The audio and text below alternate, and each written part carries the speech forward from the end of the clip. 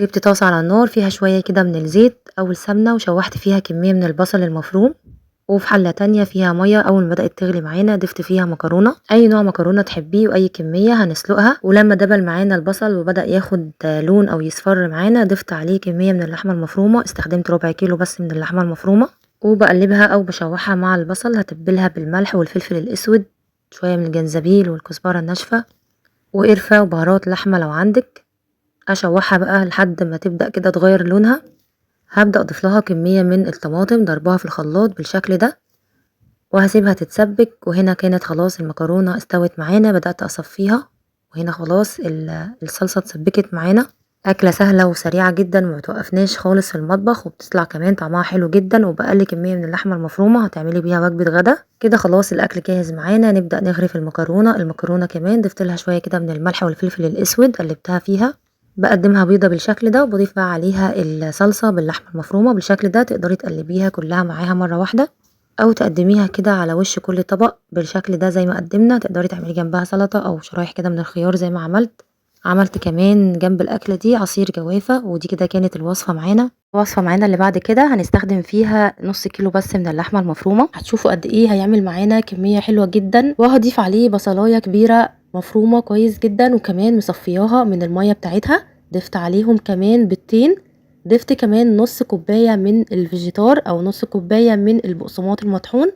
وهتبلها بمعلقة صغيرة من الملح، معلقة صغيرة من الفلفل الأسود، ومعلقة صغيرة من البيكنج باودر. ضفت كمان كيس من مرقة الدجاج الفورية. ضفت شوية من القرفة وشوية من الجنزبيل. وهقلب بقى المكونات اللي انا ضفتها على اللحمة المفرومة دي كويس جدا لحد ما تختلط كويس بيها زي ما شايفين كده.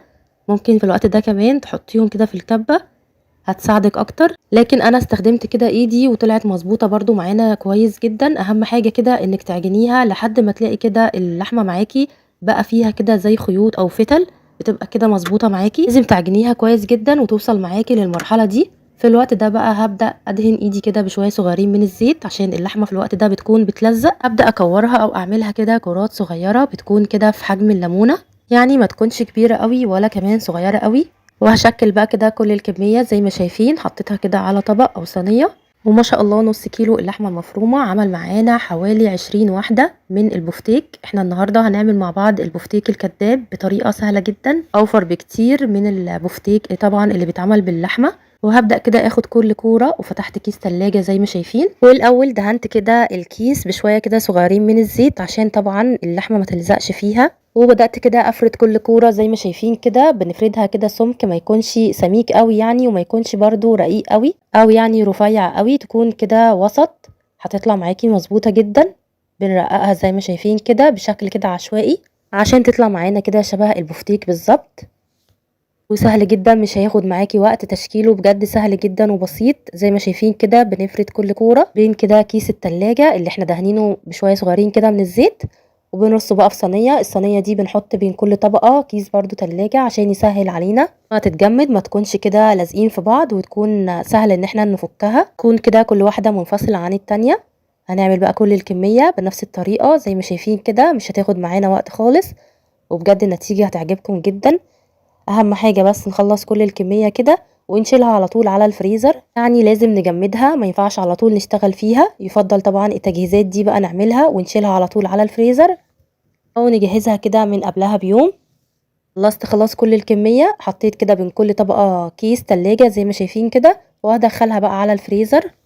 وفي الوقت ده هجهز معايا الكفر الخارجي. واستخدمت البقسماط المطحون، حطيت عليه كيس من الفيجيتار الجاهز اللي بيكون متبل، حطيت عليهم معلقتين كبار من النشا. وهقلب بقى المقدار ده كويس جدا كده مع بعضه. وطبعا كمية الفيجيتار او البقسماط هنا بتكون حسب الرغبة او حسب طبعا كمية اللحمة اللي عندنا، يعني ملهاش كده مقدار محدد.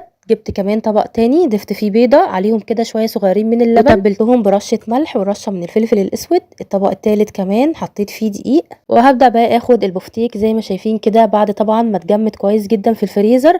هحطه الاول في الدقيق. طبعا خطوة الدقيق بتبقى مهمة جدا عشان الكفر معاكي يبقى كده مظبوط. بعدين بحطه في البيض، وعلى طول بقى على البقسماط او الكفر كده الخارجي.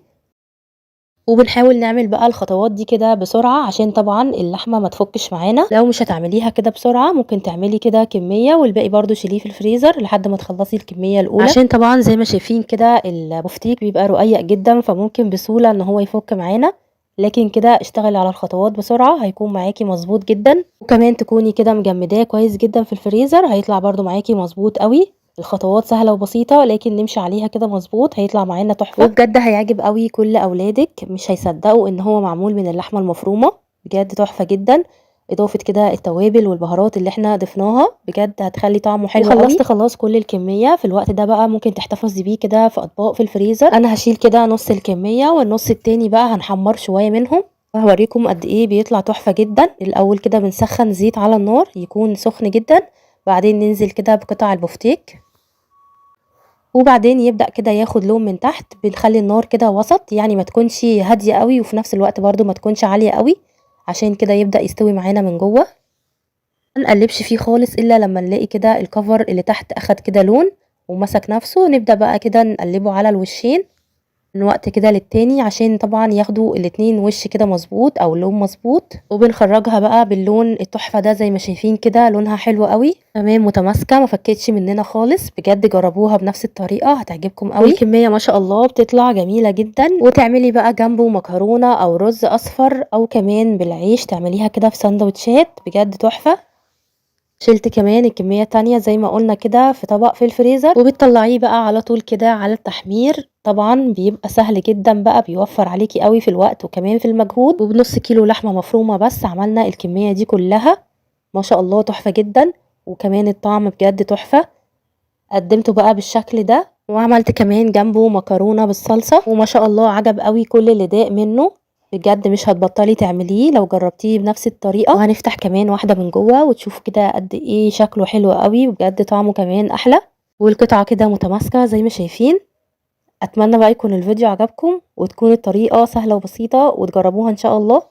جبت طاسة على النار فيها شوية كده من السمنة على الزيت وهبدأ أنزل عليها بكمية من البصل المفروم، هشوحه واسيبه كده لحد ما يدبل، وبعدين أبدأ أنزل عليه بكمية من اللحمة المفرومة، دول حوالي ربع كيلو من اللحمة المفرومة، هقلبها كويس مع البصل، وهبدأ بقى أتبلها بالملح والفلفل الأسود وشوية من البهارات اللحمة والقرفة والجنزبيل. أنا هنا بعصج لحمة عشان هعمل صينية بقى جلاش باللحمة المفرومة بكمية بسيطة جدا برضو من اللحمة المفرومة، هنعمل صينية جلاش حلوة جدا وهنعمل كمان صاج كبير هيطلع معاكي تحفة. جربيه كده بنفس الطريقة، سهل وسريع ومن الأكلات اللي مش هتوقفي كتير في المطبخ.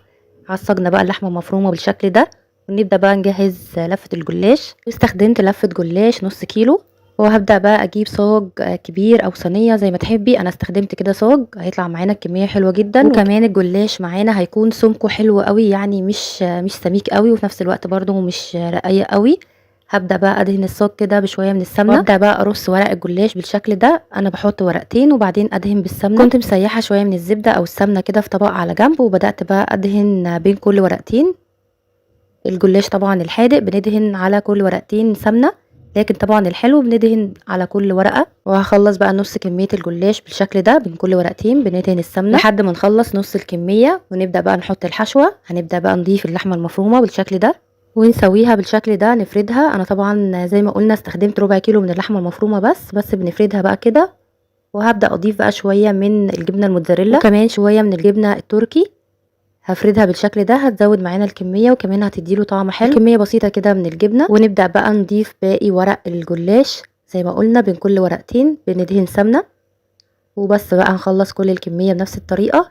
واخر ورقة بقى مش بندهنها حاجة، ببدأ اسويها بالشكل ده، وهبدأ بقى اقطع الاول الجلاش قبل ما ندخله الفرن لمربعات بالشكل ده، كبيرة بقى او صغيرة زي ما تحبي. واخر شوية بقى اتبقوا معانا كده من السمنة هبدأ ادهن بيها برضو الوش بالشكل ده، وهبدأ بقى ادخلها الفرن على درجة حرارة عالية على الرف الاوسط لحد ما يبدأ ياخد معانا الجلاش لون كده من فوق. هنشوفه دلوقتي هياخد معانا لون كده بسيط من فوق. في الوقت ده هنبدأ نجهز ليه تشريبة، واستخدمت بضاية حطيت عليها كوباية من اللبن ومعلقة من النشا ونص معلقة من البيكنج باودر، استخدمت معلقة صغيرة. هقلب كده مع بعض، وهبدأ بقى صينية الجلاش هبدأ اسقيها بالتشريبة دي. لما بدأ معانا الجلاش ياخد كده لون من فوق، طبعا تقدري تعملي الخطوة دي قبل ما تدخلي الجلاش الفرن في الاول كده، بس طبعا اوقات بعملها كده واوقات بعملها كده، الاتنين بيبقوا حلوين. يخرج معانا بالشكل ده طبعا هو مش بياخد وقت في الفرن، حابه كمان تديله لون كده تحت الشوايه هيبقى برده حلو جدا. طبعا لو حاباه يكون طري معاكي بتغطيه اول ما بيخرج من الفرن وده شكله تحفه جدا. انا قدمت كمان معاه مكرونه لسان عصفور، كنت شايله شويه شوربه كده في الفريزر سخنتها وبدات احمر شويه كده من لسان العصفور، وعملت اطباق شوربه جنب الجلاش، وعملنا صينيه جلاش ما شاء الله الكميه كتير جدا، طعمه حلو قوي كريسبي كده من بره، وكمان الكميه ما شاء الله حلوه جدا بربع كيلو بس من اللحمه المفرومه. عملنا اكله ما شاء الله جدا وسهله وسريعه. بقى على تاني وصفه حضرت بصل وفلفل اخضر وكمان توم، قطعتهم بالشكل ده وهبدا افرمهم في الكبه فرم ناعم بالشكل ده. مش هصفي الميه ولا اي حاجه، هبدا اضيف بقى الخليط ده على اللحمه مفرومه. كميه اللحمه طبعا زي ما تحبي، انا استخدمت حوالي نص كيلو او اقل كمان. هنبدا بقى نضيف عليه معلقتين كبار من النشا ومعلقتين كبار من البقسماط، ضفت كمان معلقه صغيره من الملح ومعلقه صغيره من الفلفل الاسود وكمان جنزبيل وكزبره ناشفه وبهارات كفته او بهارات لحمه زي ما تحبي. البهارات بقى اللي بتحبي تضيفيها. ضفت كمان رشه بسيطه من الزيت عشان اللحمه معانا ما فيهاش نسبه كده من الدهون. ضفت كمان حوالي معلقه صغيره من البيكنج باودر، وقلبت بقى الخليط ده كويس جدا لحد ما اللحمه معاكي تعمل زي خيوط كده. طبعا ممكن كمان تعمليها في الكبه، بس انا عجنتها على ايدي كده وكانت معانا برده مظبوطه جدا. هبدا بقى اشكلها لصوابع، حجم الصوابع طبعا زي ما تحبي كبير او صغير، وبرصها في صينيه دهنيها برشه من الزيت. وهنشكل بقى صوابع الكفته معانا زي ما تحبي، تقدري كمان تعمليها مدوره. خلصت الكميه كلها صوابع الكفته زي ما شايفينها، حجمها كمان كبير. رشيت كمان عليها فوق الوش رشه كده بسيطه من الزيت، وهبدا بقى ادخلها الفرن على الشبكه. زي ما قلنا ما بتاخدش وقت خالص. هنبدا بقى نقدمها. قدمتها في طبق على شويه كده من الجرجير، تقدري تقدميها على اي خضره عندك، بقدونس او كزبره. قدمنا الكفته بالشكل ده، شايفين ما شاء الله الكميه كويسه جدا، بنص كيلو بس من اللحمه المفرومه او كمان اقل. عمل معانا الطبق ده ما شاء الله كمان حجم الكفته كبير زي ما شايفين. طبعا الكفته بتكش، طبعا كلنا عارفين اللحمه المفرومه بتكش طبعا غير الفراخ، حجمها بيصغر شويه. قدمت كمان جنب الاكل عصير فراوله، ضربت كميه من الفراوله في الخلاط على شويه كده من السكر وميه وقدمتها بالشكل ده. قدمنا بقى الاكل، قدمنا كمان المكرونه، عملت كمان طبقين من سلطه الطحينه، وقدمت شرايح من الخيار وكمان جرجير. ودي كانت الاكله معانا، اكله بسيطه ولكن كانت سهله وسريعه وطعمها حلو قوي، وبجد ما اخدتش وقت في تحضيرها، كانت سهله جدا وبسيطه زي ما شفنا. تالت وصفه معانا النهارده استخدمت فيها حوالي نص كيلو من اللحمه المفرومه او كمان اقل، عليهم معلقتين كبار من الفول الصويا، طبعا نقعاه الاول ومصفياه وضفته على اللحمه بالشكل ده. ضفت كمان بيضه ومعلقه كبيره من النشا ومعلقه صغيره من بهارات البرجر، وكمان ضفت ملح فلفل اسود وشويه من القرفه والجنزبيل لو حابه. وعجنت خليط البرجر زي كاننا كده بنعجن عجينه بالظبط لحد ما تتشكل معانا وتبقى بالشكل ده. طبعا تحطيها في الكبه لو حابه، بس انا عملتها على ايدي وبقت معانا برده مظبوطه جدا. جبت بقى غطا برطمان وضفت عليه كيس تلاجة او اي كيس عندك، وبليت ايدي او دهنت ايدي بشويه من الزيت او ممكن كمان الميه، وشكلت البرجر بالشكل ده زي ما شايفين. وبضيفه في طبق عليه كيس تلاجة طبعا عشان لما نحطه في الفريزر يبقى سهل معانا ان احنا نخرجه. وبرده بين كل طبقه وطبقه بنضيف كيس تلاجة. عملت خطوط بظهر السكينه زي ما شفنا زي الجاهز بالظبط. هنبدا بقى نسويه في شويه زيت صغيرين على النار، لما يسخن معانا بننزل بالبرجر بالشكل ده، مش بنحركه خالص الا لما نلاقيه بدأ يمسك نفسه او ياخد كده لون من تحت. نبدأ بقى نقلبه على الوش التاني لحد ما يستوي معانا. النار طبعا بتكون معانا مش عالية، بتكون متوسطة او مايلة كمان للهادي عشان يلحق يستوي معانا من جوه. الوقت التاني بنقلبه لحد ما يستوي معانا وياخد لون حلو زي ما شفنا كده. ودي الكمية اللي طلعت معانا ما شاء الله من حوالي 400 جرام من اللحمة المفرومة، يعني اقل من نص كيلو. طلعت معانا كمية كويسة جدا من البرجر. وجهزت بقى عيش كايزر وكمان خس وطماطم وخيار وكاتشب مايونيز، يعني زي ما تحبي تقدميه. وبكده عملنا سندوتش البرجر زي الجاهز بالظبط، وكمان احسن بكتير وكمان اوفر واضمن، وكمان عملناه بكل سهوله ما اخدش معانا وقت زي ما شفنا، سهل بجد وسريع. نعمل المكرونه بالبشاميل. سلقت الاول كميه من المكرونه، استخدمت نص كيلو، وفي طاسه تانية ضفت معلقه من الزيت او السمنه. شوحت كميه من البصل لحد ما بدأ يدبل معانا. هبدأ اضيف عليه كميه من اللحمه المفرومه، وانا استخدمت ربع كيلو بس من اللحمه المفرومه. طبعا المكرونه في الحله التانية كانت بتتسلق معانا، ضايفه مع الميه دي ميه السلق، ضايفه فيها ملح عشان المكرونه كمان تتملح معانا. هنبدا بقى نضيف توابل على اللحمه المفرومه. ضفت ملح وفلفل اسود وشويه كده من السبع بهارات، بتدي للحمه المفرومه طعم حلو.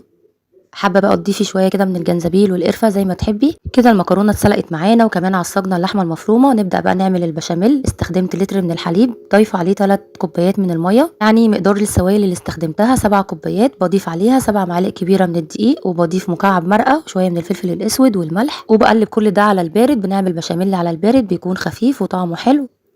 الاول بنتاكد قلبنا كل المكونات الاول على البارد، بعدين بنرفعه على النار مع التقليب المستمر لحد ما يتقل قوامه ويبدا يغلي معانا ويبقى بالشكل ده. بجيب بقى الصينيه والقالب اللي هنعمل فيها المكرونه. بضيف الاول شويه من البشاميل، وبعدين بضيف نص كميه المكرونه، بضيف عليها كمان شويه من البشاميل وبقلبها بالشكل ده عشان تبقى كلها كده متغطيه بالبشاميل. وبعدين بقى بجيب اللحمه المفرومه بضيفها على المكرونه بالشكل ده بسويها، وبعدين بقى بضيف باقي كمية المكرونة، وبضيف كمان باقي كمية البشاميل اللي معانا. كمية البشاميل كل ما تكون معاكي كتير كل ما تطلع معاكي المكرونة طعمها حلو. بسويه بالشكل ده، وبعدين كمان بضيف كده رش بسيطة من الفلفل الاسود وشوية بقى من الجبن، شوية صغيرين اللي استخدمتهم جبنة موتزاريلا، اي نوع جبنة عندك تحب تضيفيه. وبندخلها بقى الفرن على درجة حرارة متوسطة او درجة حرارة 200 لما تاخد معانا كده لون من الحروف. نبدأ نشغلها الشواية تاخد معانا لون حلو. قدمت معاها كمان شرايح كده من الطماطم متبلاها. والبولات دي فيها عنب، قدمتها كده كنوع من انواع التحليه بعد الاكل. ودي كده شكل المكرونه معانا زي ما شايفينها كده جوسي وطعمها حلو جدا، والبشاميل فيها مظبوط ما شاء الله. الصينيه دي اللي هي بيبقى حجمها متوسط في اللي هي 3 بنص كيلو بس من المكرونه وربع كيلو من اللحمه المفرومه. عملنا وجبه غدا ما شاء الله تحفه، طعمها كمان حلو قوي. جربوها ان شاء الله تعجبكم. جبت طاسه ضفت فيها شويه من الزيت وشوحت فيها كميه من البصل، مقطعاه كده قطع صغيره او فرماه ناعم. بضيف على البصل وانا بشوحه كده شويه من الملح والفلفل الاسود. طبعا كميه البصل بقى زي ما تحبي. بشوح البصل لحد ما يدبل معانا ويبدا ياخد معانا لون كده بسيط. هبدا اضيف له كميه من الفلفل الاخضر مقطعها لقطع صغيره، بشوحه برده. وبعدين بضيف عليه كميه من اللحمه المفرومه. وانا استخدمت ربع كيلو بس من اللحمه المفرومه زي ما شايفين كده ضفتها. وهبدا بقى اضيف عليها التوابل، ملح وفلفل اسود، شويه من الجنزبيل ولو قرفه لو عندك لو حابه تضيفيها، وكمان شويه كده من السبع بهارات بتبقى حلوه جدا. هبدأ بقى اشوحها. طبعا مش هتاخد معانا وقت وهتستوي. وبكده بنكون عصجنا اللحمه او جهزنا كده اللحمه المفرومه. هجيب بقى بوله وهضيف فيها كوبايه من الزبادي، بقلبها كده كويس. وبعدين بضيف عليها نص كوبايه من سمنه او زبده زي ما تحبي. بقلبهم كويس وبضيف عليهم معلقه صغيره من البيكنج باودر. ودي كده بتكون خلطه او تشريبه هنشرب بيها الجلاش او هنسقي بيها الجلاش. بتخلي طعم الجلاش معانا حلو جدا كأنك بالظبط عامله فطير مشلتت. هنبدأ بقى نجيب صاج او صينيه. انا هعمل النهارده الجلاش في صاج دهناه كده الاول بشويه من الزيت، وهبدأ اضيف فيه ورقتين من الجلاش، وبعدين ادهن بخليط التوريق اللي احنا عملناه. بضيف ورقتين وبدهن عليها بالشكل ده بين كل ورقتين زي ما قلنا. بنشربه كويس كده من الخليط اللي احنا عملناه. حابه تعملي الجلاش في صينيه مدوره طبعا او اصغر من كده زي ما تحبي. انا استخدمت صاج للفه جلاش نص كيلو، وهخلص بقى نص لفه الجلاش بنفس الطريقه زي ما قلنا بين كل ورقتين. وهبدأ بقى اضيف اللحمه المفرومه اللي احنا عصجناها بالشكل ده زي ما شفنا. استخدمت بس ربع كيلو من اللحمه المفرومه، بس هنعمل بيه صاج كويس وصاج كبير زي ما شايفين كده. وبعد ما فردت اللحمه زودت شويه من الجبن، ميكس كده من الجبن موتزاريلا على شيدر. وهكمل بقى باقي لفه الجلاش بنفس الطريقه. بحط ورقتين وهدهن بقى بالخليط اللي احنا جهزناه كده في الاول لحد ما نخلص باقي لفه الجلاش. شويه كمان اللي اتبقى معانا من خليط التوريق ده حطيته على وش الجلاش. بعدين بقى هنبدا نحط على وش الجلاش كده هنعمله وش بيتزا. وضفت عليه شرايح من الفلفل وكمان زيتون وكمان طماطم بس شايله القلب بتاعها، وشويه كمان من ميكس الجبن. هنبدا بقى ندخلها الفرن على درجه حراره بتكون عاليه. الجلاش طبعا مش بياخد وقت معانا، بيستوي بسرعه، بيطلع معانا بالشكل ده، بيكون طري كده وطعمه بيبقى تحفه جدا. طبعا بيبقى مختلف شويه عن اللي هو بيتعمل من غير وش البيتزا. وش البيتزا ده بيخليه معاكي يبقى طري وطعمه بيبقى تحفه جدا زي ما شايفينه كده، بجد مورق من جوه وكانك بتاكلي فطير بالظبط. وسهل وسريع زي ما شفنا، ما اخدش معانا وقت في تحضيره خالص. وبنقدمه بالشكل ده. تقدري تقدمي معاه بطاطس محمره او شيبسي زي ما تحبي. قدمت كمان معاه مخلل بتنجان عاملاه في البيت، وكمان قدمت جنبه عصير مانجا. ودي كده كانت الوجبه معانا سهله وسريعه زي ما شفنا، وطعمها حلو قوي. وزي ما شفنا ما وقفتناش كتير في المطبخ، وصفه صيفيه سريعه سهله.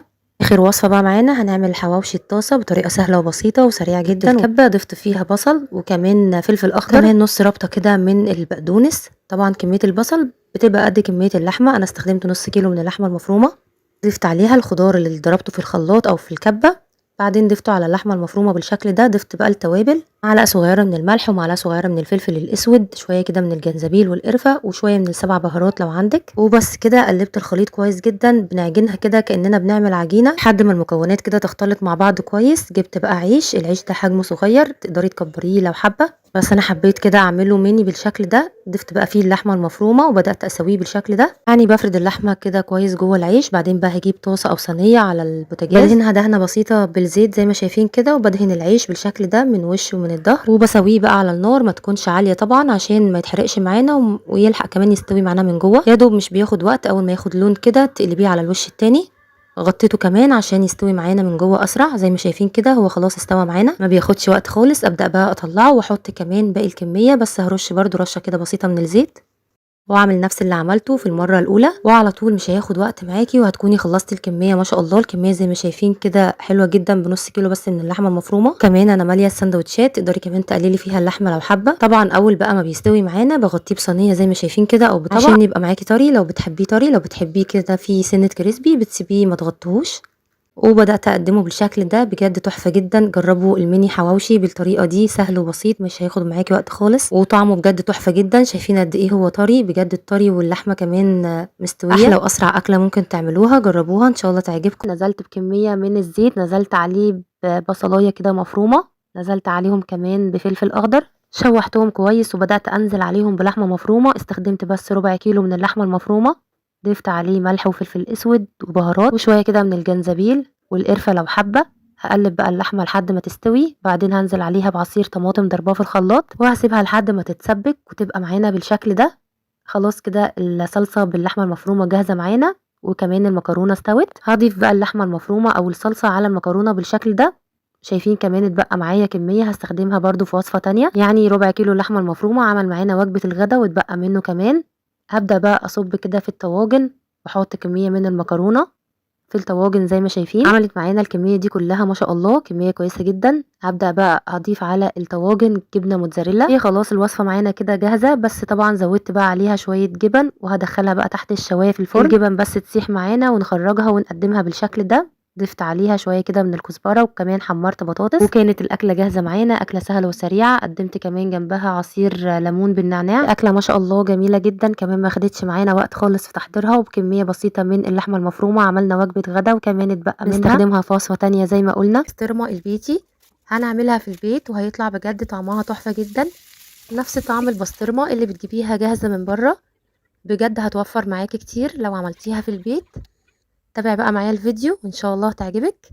وفي البداية كده جبت ربع كيلو من اللحمة المفرومة، هضيف عليه معلقة كبيرة من الحلبة المطحونة، ضفت كمان معلقة كبيرة من الملح، نص معلقة صغيرة من الفلفل الأسود، نص معلقة صغيرة من الكمون، ونص معلقة صغيرة من الكزبرة الناشفة. ضفت كمان معلقة صغيرة من البابريكا، وهضيف معلقة كبيرة من الثوم المفروم. ضفت كمان في الآخر نقطتين كده من اللون الأحمر لو عايزاها كده يكون لونها أحمر زي اللي بتجيبيها جاهزة. وخلاص كده بنعجن بقى فيها، يعني بنعجنها كده كويس جدا كأننا بنعجن عجينة لحد ما المكونات كده تختلط مع بعضها واللحمة كده تكون معانا بالشكل ده، زي كده كأنك بتعملي كفتة بالظبط. وفي الوقت ده خلاص بتكون كده جاهزة معانا. طبعا بنسيبها الأول ترتاح كده في التلاجة، وبعدين بنبدأ بقى نجيب كده أكياس تلاجة وبناخد كده قطعة وبنحطها في الكيس. أهم حاجة بقى الخطوة دي إن احنا كده نفردها كويس جدا، تكون طبقة رقيقة قوي، ولازم الخطوة دي كده نعملها عشان تطلع معانا البسطرمة مظبوطة.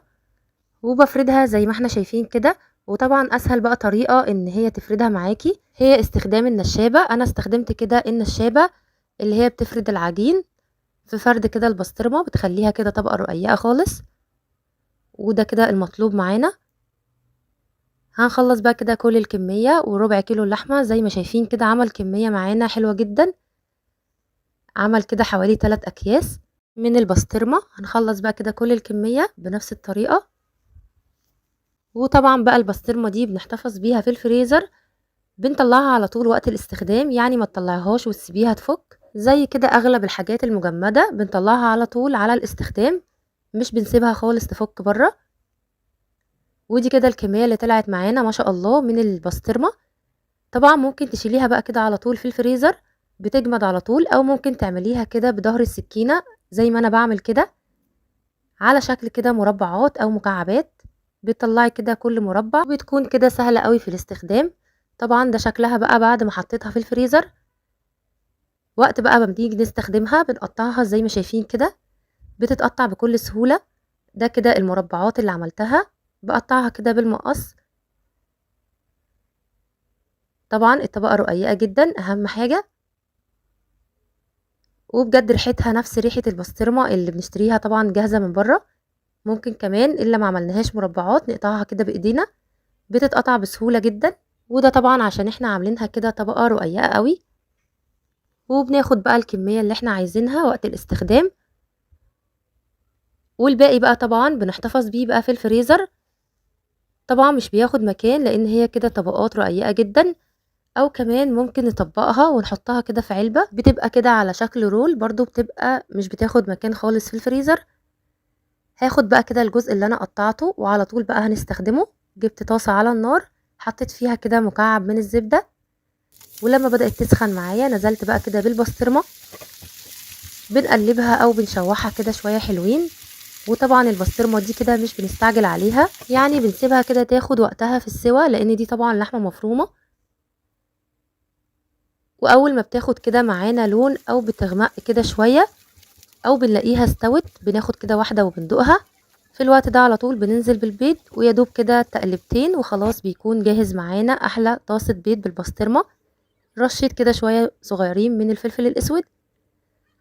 وطبعا بقى ممكن تضيفي ملح، طبعا البسطرمة فيها ملح فبتدوقي الاول، وبيكون بقى كده حسب الرغبة. وبكده بيكون جاهز معانا البيض بالبسطرمة اللي احنا عملناها في البيت بكل سهولة. وبكده بنقدر برضو نحتفظ بيها كده في الفريزر على شكل رول كده في علبة. وبكده بنكون وفرنا كتير وعملنا البسطرمة في البيت. لو جربتيها بجد بنفس الطريقة مش هتشتريها تاني من بره، طعمها نفس الجاهز بالظبط ويمكن احسن كمان. اتمنى بقى يكون الفيديو عجبكم، ما تنسوش لايك للفيديو واشتركوا في القناة وفعلوا الجرس عشان يوصلكم اشعار باي فيديو جديد. واستنوني في فيديوهات جديدة ان شاء الله، وصفات جديدة. واسيبكم في رعاية الله. سلام عليكم.